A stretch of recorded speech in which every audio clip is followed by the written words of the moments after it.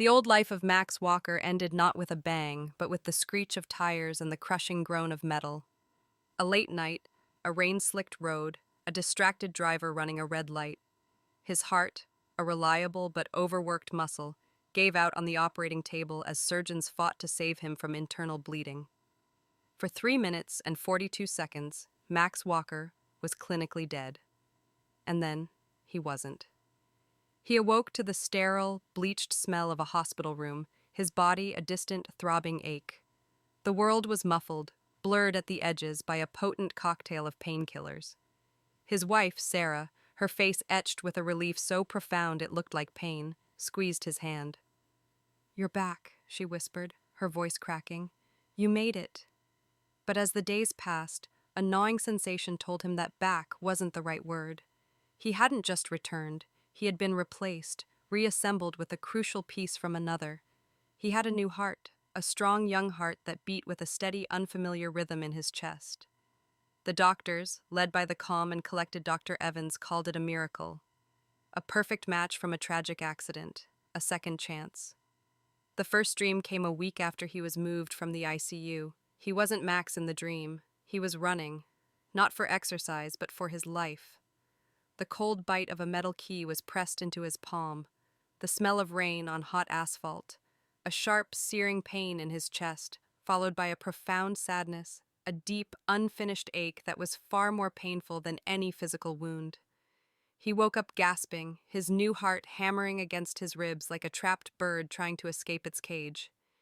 He dismissed it as trauma, PTSD from the accident and the surgery. Everyone expected it, but the dreams didn't stop. They became more vivid.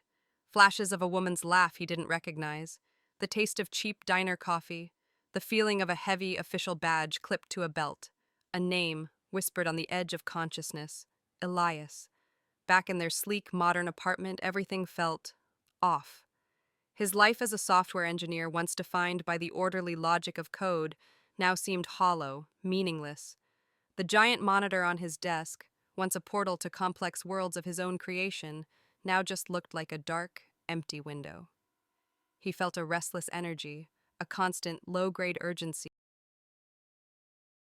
He started taking long walks, driven by an impulse he couldn't explain. His feet would carry him to parts of the city he never frequented.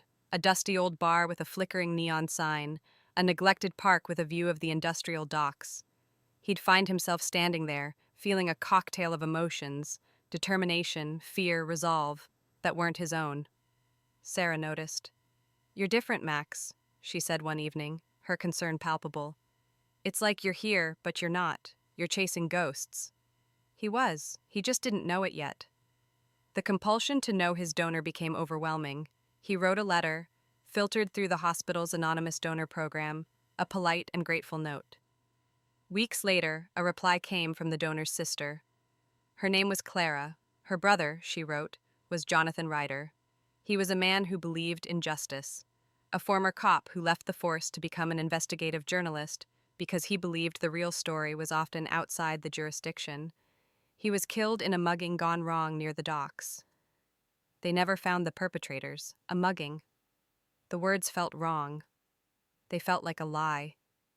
The man in his dreams, Jonathan, was cautious, aware, trained. He wouldn't be an easy target for a random mugging. That night, the dream was a nightmare.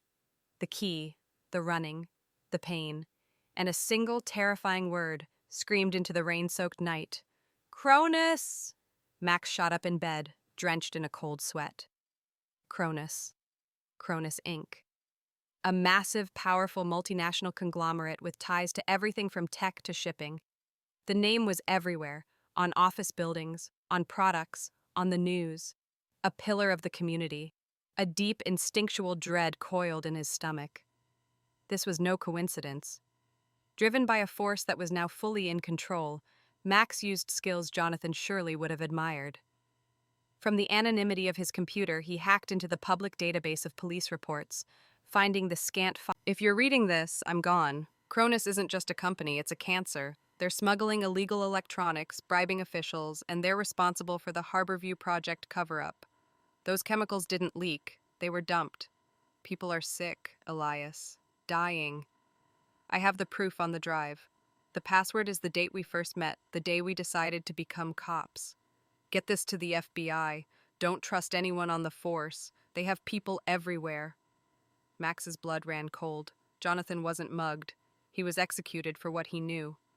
Suddenly, a car door slammed.